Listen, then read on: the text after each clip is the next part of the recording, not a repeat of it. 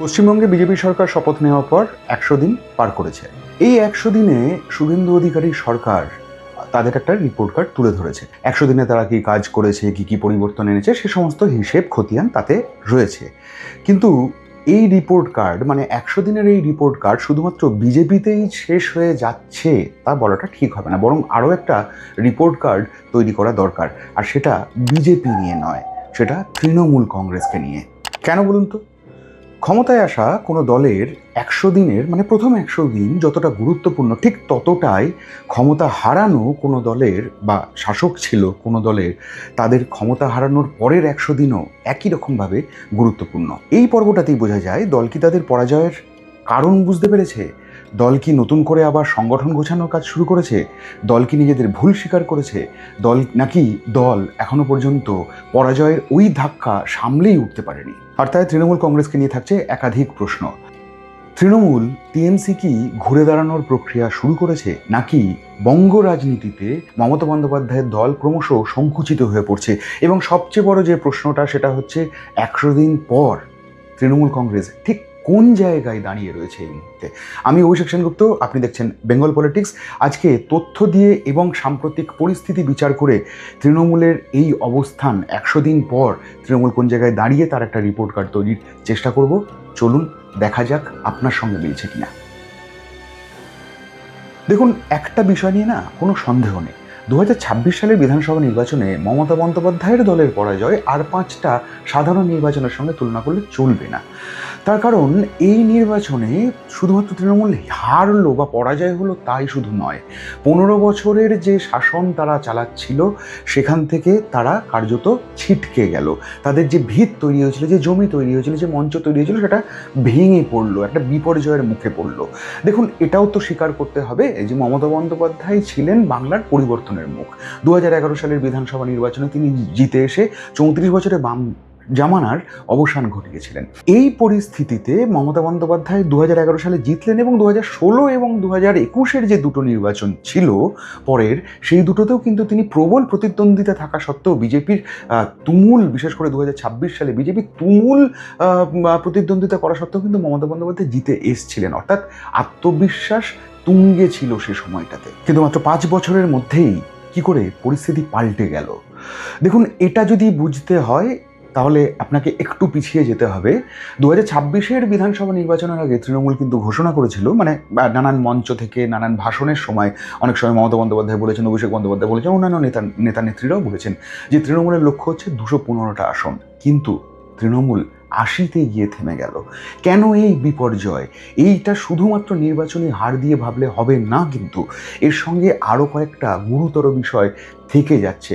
সেগুলো কি কি জানেন? এই হার শুধু সংখ্যার দিক থেকে নয়, এই হার আত্মবিশ্বাসের পরাজয়, এই হার মানুষের মন বুঝতে না পারার পরাজয়, এই হার একই সঙ্গে দল এবং তার আভ্যন্তরীণ পরিস্থিতিও বুঝতে না পারার একটা পরাজয় কিন্তু মানতে হবে। যখন দল একটা বিপর্যয়ের মুখে পড়ে, তখন প্রাথমিক কাজ হচ্ছে পরিস্থিতি বুঝে নেওয়া, কোথায় কোথায় ত্রুটি আছে সেটা খুঁজে বার করা। তৃণমূল কংগ্রেস কি সেটা করতে পেরেছে? এই প্রশ্ন কিন্তু থাকছে। পরাজয়ের পর মমতা বন্দ্যোপাধ্যায় নির্বাচনের ফলাফল নিয়ে প্রশ্ন তুলেছেন। তিনি দাবি করেছেন তৃণমূলকে পরিকল্পিতভাবে হারানো হয়েছে। জুলাই মাসেও তার বক্তব্য ছিল, একদিন প্রমাণ হবে তাদের হারিয়ে দেওয়া হয়েছিল। কিন্তু কোনো রাজনৈতিক দল যদি শুধু বাইরের শক্তিকেই নিজের পরাজয়ের জন্য দায়ী করে, তাহলে সেই দলের পক্ষে ঘুরে দাঁড়ানো কিন্তু বেশ কঠিন। নির্বাচনের অনিয়মের অভিযোগ থাকলে তার আইনি ও রাজনৈতিক লড়াই অবশ্যই হতে পারে, কিন্তু পাশাপাশি কিছু কঠিন প্রশ্নের উত্তরও তো খুঁজতে হয়। কি সেই প্রশ্নগুলো? দীর্ঘ ১৫ বছরের শাসনে কি প্রতিষ্ঠান বিরোধী ক্ষোভ তৈরি হয়েছিল? স্থানীয় স্তরে কিছু নেতা ও জনপ্রতিনিধির আচরণ কি দলের ভাবমূর্তি নষ্ট করেছিল? চাকরি, নিয়োগ এবং দুর্নীতির অভিযোগ কি তরুণ প্রজন্মকে তৃণমূলের থেকে দূরে সরিয়ে দিয়েছিল? দলের সাংগঠনিক নেতৃত্ব কি প্রযুক্তি সমীক্ষা এবং নির্বাচনী পরামর্শদাতাদের উপর নির্ভরশীল হয়ে পড়েছিল? পুরনো কর্মীদের বদলে ক্ষমতাশালী গোষ্ঠীর হাতে কি দলের ক্ষমতা চলে গিয়েছিল? এবং সবচেয়ে গুরুত্বপূর্ণ প্রশ্ন যেটা, দল কি সরকারের সঙ্গে সংগঠনের পার্থক্যটাই ভুলে গিয়েছিল? ক্ষমতায় থাকার সময় প্রশাসন অনেক কাজ করে দেয়, মন্ত্রী, বিধায়ক, পুলিশ, আমলা সমস্ত কিছু মিলিয়ে একটা সিস্টেমের জন্ম হয়। কিন্তু ক্ষমতা চলে যাওয়ার পর দলকে বাঁচিয়ে রাখেন শুধু কর্মীরা। তৃণমূলের প্রথম 100 দিনের সবচেয়ে বড় পরীক্ষা তাই ছিল। তারা আবার কর্মী নির্ভর দল হয়ে উঠতে পারে কিনা, এই পরীক্ষার ফল এখনো খুব আশাব্যঞ্জক তা কিন্তু বলা যাচ্ছে না। হ্যাঁ, এটা ঠিক যে মমতা বন্দ্যোপাধ্যায়কে ঘিরে একটা আবেগ বাংলার এক অংশের মানুষের মনে থেকে গিয়েছে, কিন্তু শুধু সেটা দিয়ে ঘুরে দাঁড়ানো যায় না। মমতা বন্দ্যোপাধ্যায়ের থেকে ভালো আর কি জানেন?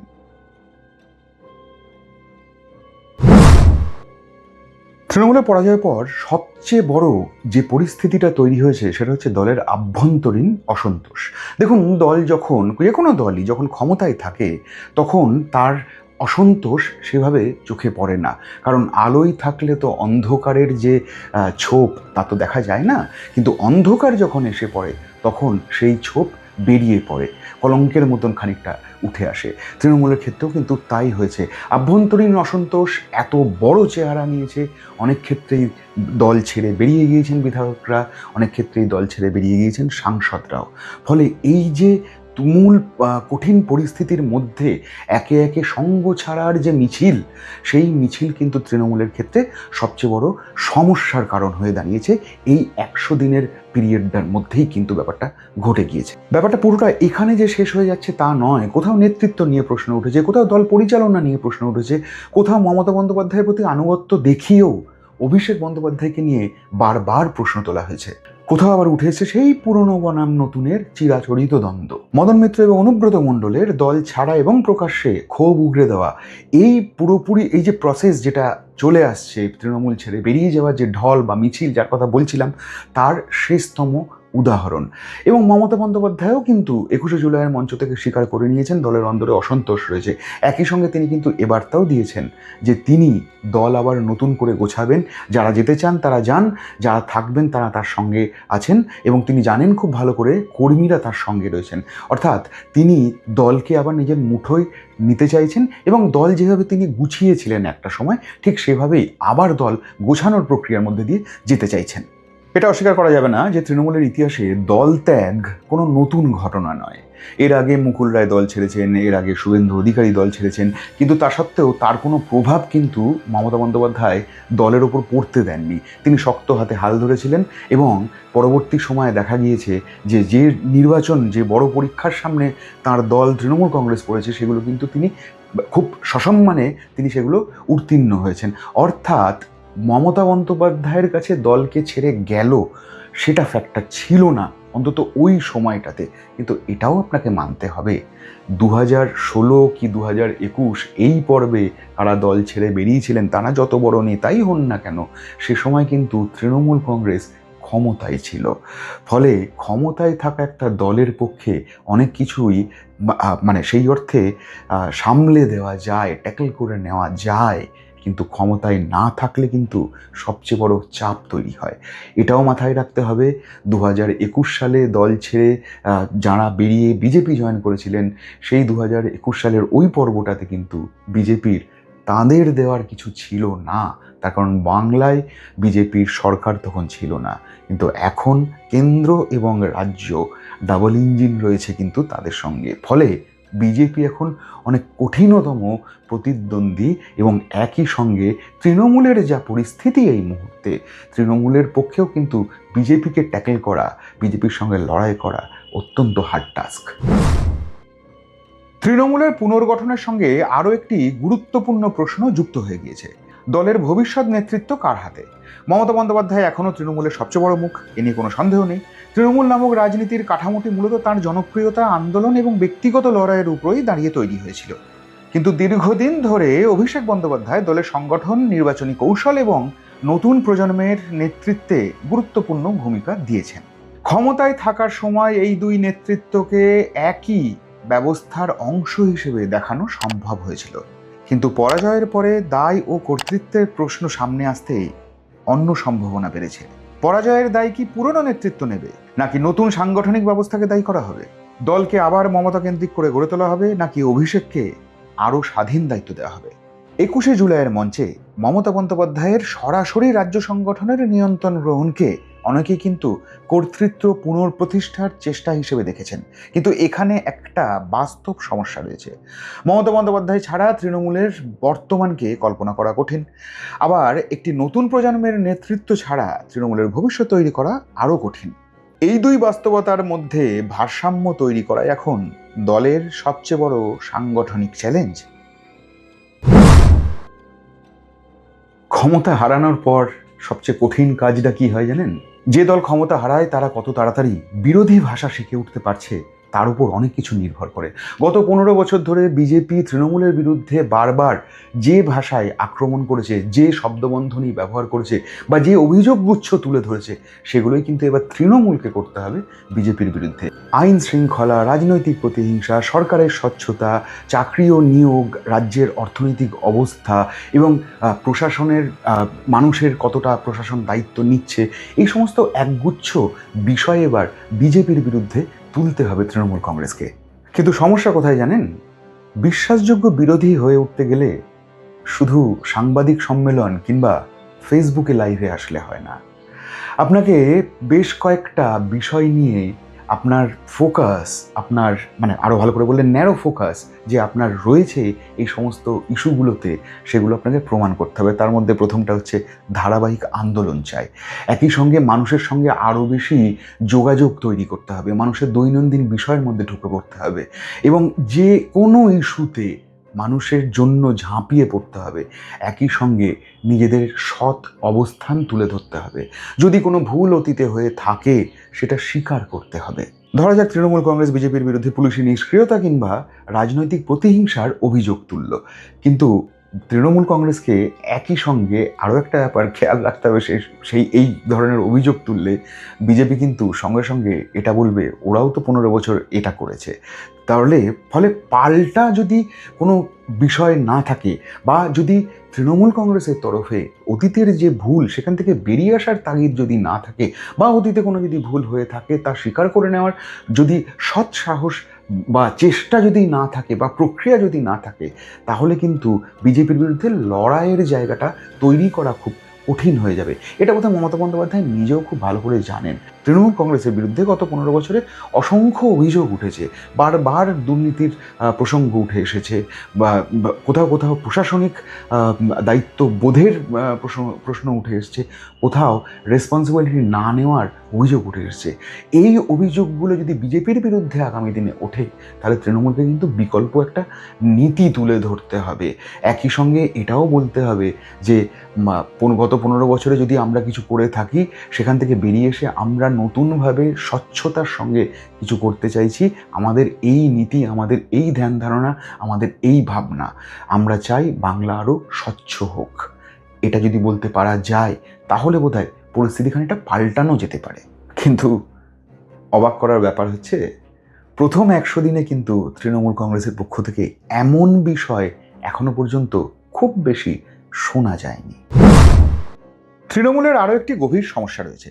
ক্ষমতায় থাকাকালীন তাদের মূল প্রতিপক্ষ ছিল বিজেপি, কিন্তু ক্ষমতা হারিয়ে বিরোধী পরিসরে টিএমসি আর একা নয়। বামফ্রন্ট ও কংগ্রেসও নিজেদের রাজনৈতিক জায়গা পুনরুদ্ধারের কাজে নেমে পড়েছে। বিশেষ করে চাকরি, শ্রমিক আন্দোলন, শিক্ষা, উচ্ছেদ, নাগরিক পরিষেবা এবং গণতান্ত্রিক অধিকারের মতো বিষয়ে বামেরা যদি ধারাবাহিক আন্দোলন তৈরি করতে পারে, যে চেষ্টা দেখা যাচ্ছেও, তাহলে বিজেপি বিরোধী ভোটের একমাত্র গন্তব্য হিসেবে তৃণমূলের দাবি কিন্তু বেশ দুর্বল হবে এবং এই দুর্বলতা দিনের পর দিন কিন্তু বাড়তে থাকবে। এখানেই তৃণমূলের সামনে অদ্ভুত একটি রাজনৈতিক সমীকরণ তৈরি হয়েছে। বিজেপিকে আক্রমণ করতে হবে, কিন্তু একই সঙ্গে বামেদেরও জায়গা দেওয়া যাবে না। কংগ্রেসের সঙ্গে জাতীয় স্তরে সহযোগিতার প্রয়োজন হতে পারে, কিন্তু বাংলায় কংগ্রেসকে শক্তিশালী হওয়ার সুযোগ দেওয়াও তাদের পক্ষে কিন্তু বেশ বিপজ্জনক। অর্থাৎ তৃণমূলের এখন একই সঙ্গে 3টে লড়াই রয়েছে। 1, বিজেপি সরকারের বিরুদ্ধে লড়াই; 2, নিজের দলের ভাঙনের বিরুদ্ধে লড়াই; 3, বিরোধী পরিসরে বাম কংগ্রেসের উত্থানের বিরুদ্ধে লড়াই। এই 3 লড়াইকে কিভাবে মেলান মমতা বন্দ্যোপাধ্যায় সেটা দেখার অপেক্ষা কিন্তু রাজনৈতিক মহলের রয়েছে। ক্ষমতা হারানোর 100 দিন পরে মমতা বন্দ্যোপাধ্যায়ের সামনে মূলত 3টি পথ খোলা রয়েছে। প্রথম পথ হলো অতীতের কাঠামো ধরে রাখা, পুরনো নেতাদের নিয়েই দল চালানো, নির্বাচনের ফলাফলকে ষড়যন্ত্র হিসেবে ব্যাখ্যা করা এবং নতুন সরকারের ব্যর্থতার অপেক্ষা করা। এই পথ সবচেয়ে সহজ কিন্তু বেশ ঝুঁকির, কারণ শুধু সরকার বিরোধী ক্ষোভ তৈরি হলেই সেই ভোট তৃণমূলের কাছে ফিরে আসবে তেমন নিশ্চয়তা তো নেই। দ্বিতীয় পথ আংশিক পরিবর্তন, কিছু নেতা বদলানো, কয়েকটি কমিটির পুনর্গঠন এবং তরুণ মুখকে সামনে নিয়ে আসা। এতে সাময়িকভাবে কর্মীদের বার্তা দেওয়া সম্ভব, কিন্তু দলের রাজনৈতিক সংস্কৃতি না বদলালে নতুন মুখ পরিবর্তন করে ফল কিন্তু পাওয়া যায় না চট করে। তৃতীয় পথ সম্পূর্ণ রাজনৈতিক পুনর্গঠন, নিচু তলার কর্মীদের মতামত নেওয়া, দুর্নীতির অভিযোগ থাকা নেতাদের দূরে রাখা, দলের অর্থ এবং প্রার্থী নির্বাচনে স্বচ্ছতা আনা, পরাজয়ের কারণ প্রকাশ্যে স্বীকার করা এবং আন্দোলন নির্ভর বিরোধী দল হয়ে ওঠা। এই পথ বেশ কঠিন, কিন্তু দীর্ঘমেয়াদে তৃণমূলকে পুনরুজ্জীবিত করার সম্ভাবনা এই পথেই সবচেয়ে বেশি। মমতা বন্দ্যোপাধ্যায় বলেছেন তিনি 2006 সালের মতো 2026 সালেও আবার শুরু করতে পারেন। রাজনৈতিকভাবে কথাটা খুব গুরুত্বপূর্ণ এবং শুনতেও বেশ ভালো লাগে। একটা লড়াইয়ের ইঙ্গিত পাওয়া যায়, মানুষ তেতে ওঠে, কিন্তু বাস্তবও তো স্বীকার করতে হবে। 2006 সালে সিঙ্গুর এবং নন্দীগ্রাম আন্দোলনের মধ্যে দিয়ে মমতার রাজনৈতিক উত্থান তৈরি হয়েছিল বা রাজনৈতিক শক্তি কেন্দ্রীভূত করতে পেরেছিলেন তিনি। কিন্তু 2026 সাল আর 2006 সাল এক নয়, মাঝে 20টা বছর পেরিয়ে গিয়েছে। এই 20টা বছরের মধ্যে আবার 15টা বছর মমতা বন্দ্যোপাধ্যায় মুখ্যমন্ত্রী থেকেছেন। ফলে কিছু ব্যাগেজ তার থাকবে, কিছু স্মৃতির পিছুটান তার সামনে হয়তো থাকবে, সেই সঙ্গে থাকবে বেশ কিছু অভিযোগের তীরও। তখন মমতা ছিলেন দীর্ঘদিনের আন্দোলনকারী বিরোধী নেত্রী। আজ তার কাঁধে রয়েছে 15 বছরের শাসনের সাফল্য এবং ব্যর্থতা দুয়েরই দায়। এবার প্রত্যাবর্তনের পথ অনেক বেশি কঠিন, এটা যদি বলা হয় তাহলে অত্যুক্তি হবে না। তৃণমূলের পুনরুত্থান ঘটেছে কিনা শুধু সাংবাদিক সম্মেলন বা জনসভার ভিড় দেখে বোঝা যাবে না। প্রথম বাস্তব পরীক্ষা হচ্ছে পুরভোট। শহরাঞ্চলে দলের সংগঠন কতটা অটুট রয়েছে, স্থানীয় নেতাদের গ্রহণযোগ্যতা কতটা এখন, এবং ক্ষমতা হারানোর পরেও কর্মীরা মানুষের পাশে থাকছেন কিনা পুরভোটে তার প্রমাণ পাওয়া যাবে। তার আগে তৃণমূলকে 4টে কাজ কিন্তু খুব মন দিয়ে করতে হবে। প্রথমত, দলের নেতৃত্বের প্রশ্নে স্পষ্টতা আনতে হবে। দ্বিতীয়ত, দলত্যাগ এবং আভ্যন্তরীণ বিদ্রোহ নিয়ন্ত্রণ করতে হবে। তৃতীয়ত, বিশ্বাসযোগ্য জন আন্দোলন তৈরি করতে হবে। চতুর্থত, পুরনো ভুল স্বীকার করে মানুষের কাছে রাজনৈতিক সম্ভাবনার পথও খুলে দিতে হবে। শুধু মমতা বন্দ্যোপাধ্যায়ের ব্যক্তিগত জনপ্রিয়তা দিয়ে এসব ঘাটতি পূরণ করা সম্ভব হবে কিনা সেটাই কিন্তু এখন সবচেয়ে বড় প্রশ্ন। তাহলে ক্ষমতা হারানোর 100 দিন পর তৃণমূল কংগ্রেস কোথায় দাঁড়িয়ে? দেখুন, এটা অস্বীকার করা যাবে না যে তৃণমূল কংগ্রেস শেষ হয়ে যায়নি। তৃণমূল কংগ্রেসের একটা সংগঠন রয়েছে এবং বিস্তৃত সংগঠন, তার শিকড় যথেষ্ট ভেতরেই রয়েছে, মানে মাটির অনেক গভীর পর্যন্ত রয়েছে সেই সংগঠনের শিকড়। আবার একই সঙ্গে আপনাকে এটাও মানতে হবে যে তৃণমূলের কিন্তু একটা ভোট ব্যাংক রয়েছে। আবার সে সঙ্গে সবচেয়ে বড় অ্যাডভান্টেজ সেটা হচ্ছে মমতা বন্দ্যোপাধ্যায়ের মতন একজন নেত্রী রয়েছেন যিনি লড়াকু এবং রাজনৈতিকভাবে তাঁর যথেষ্ট অভিজ্ঞতা প্রজ্ঞা রয়েছে। কিন্তু এটাও মানতে হবে তৃণমূল কংগ্রেস এখনো পর্যন্ত ঘুরেও দাঁড়ায়নি। তৃণমূল কংগ্রেস প্রথম 100 দিনে বেশ কিছু প্রতিরোধের বার্তা রেখেছে, সংগঠন পুনরুদ্ধারের তাগিদ দেখিয়েছে এবং মমতা বন্দ্যোপাধ্যায় নিজের কর্তৃত্ব আবার পুনঃপ্রতিষ্ঠার প্রতিশ্রুতিও দিয়েছেন। কিন্তু একই সঙ্গে সেই আত্মসমালোচনা কোথায়? নতুন করে নেতৃত্বের যে বা ভবিষ্যতের দিকে তাকানোর যে তাগিদ বা নেতৃত্ব কোন দিকে যেতে চাইছে তার একটা স্বচ্ছ রোডম্যাপ কোথায়, সেটা তো এখনো পর্যন্ত তুলে ধরা হয়নি। একই সঙ্গে ধারাবাহিক আন্দোলন যেটা এক্সপেক্ট করা হচ্ছিল, এটা ঘটনা তো যে সরকারে বিজেপি রয়েছে, তারাও তো তৃণমূল যখন ক্ষমতায় ছিল তখন নানান রকমভাবে তারাও প্রতিরোধ তাদের সামলাতে হয়েছে, তাদের মুখোমুখি হতে হয়েছে। ফলে তারা যে ক্ষমতায় আসার পর, তৃণমূল কংগ্রেস ক্ষমতা থেকে সরে যাওয়ার পর, বিরোধী দল হয়ে যাওয়ার পর মমতা বন্দ্যোপাধ্যায় চাইবেন আর সব জায়গায় তিনি খুব সানন্দে বেরিয়ে পড়বেন। এত অভিযোগ যখন রয়েছে তার বিরুদ্ধে বা তার দলের বিরুদ্ধে, তখন তো এটা এইভাবে হতে পারে না, একটা প্রতিরোধের জায়গা তো তৈরি হবেই। এর ফলে সেটা মাথায় রেখেও কোথায় ধারাবাহিক আন্দোলন দেখা গেল, এখনও পর্যন্ত সেভাবে তো ধারাবাহিকভাবে রাস্তায় নেমে পড়া নেই। এক্সপেক্ট করা হয়েছিল মমতা বন্দ্যোপাধ্যায় অন্তত নিয়মিত বিভিন্ন জেলা সফর করবেন। তিনি একমাত্র ব্যারাকপুরের দিকে একবার গিয়েছেন, তারপর তো আর দেখাও যায়নি। যদি না সেগুলো শুরু করেন, ফলে মানুষের বিশ্বাসটার জায়গাটা কোথায় তৈরি হবে, এটাও তো তৃণমূল কংগ্রেসকে ভাবতে হবে। আবার এটাও কিন্তু একই সঙ্গে মাথায় রাখতে হবে, বিজেপির ব্যর্থতার উপর কিন্তু নির্ভর করছে না তৃণমূল কংগ্রেসের প্রত্যাবর্তনের জায়গাটা। দেখুন, একটা জিনিস খুব পরিষ্কার, যে কোনো দল যদি একবার হারে, তারপর যখন সে জেতে, সে নিজের তাক দিয়েই জেতে।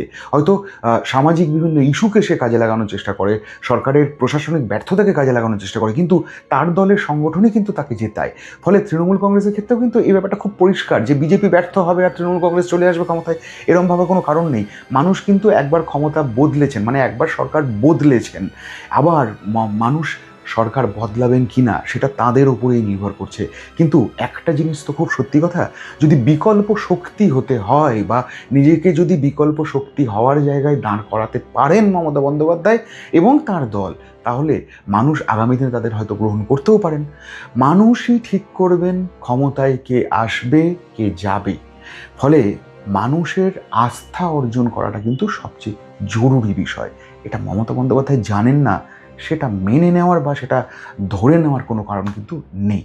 তাহলে এই ভিডিও আপনার কেমন লাগলো সেটা জানাবেন। আমি অভিষেক সেনগুপ্ত এতক্ষণ তৃণমূলকে নিয়ে আলোচনা করছিলাম, তৃণমূলের 100 দিনের পর্ব নিয়ে আলোচনা করছিলাম, যা মিডিয়ে তৃণমূল সামনে তাকানোর চেষ্টা হয়তো করছে। এই ভিডিও আপনার কেমন লাগলো কমেন্টে জানাবেন। আপনার সঙ্গে বা আপনার ধারণার সঙ্গে আমার বক্তব্য মিলছে কিনা সেটা অবশ্যই জানাবেন। তাহলে আজকের ভিডিও এই পর্যন্ত, দেখা হচ্ছে পরের কোনো ভিডিওতে। ভালো থাকবেন ততক্ষণ।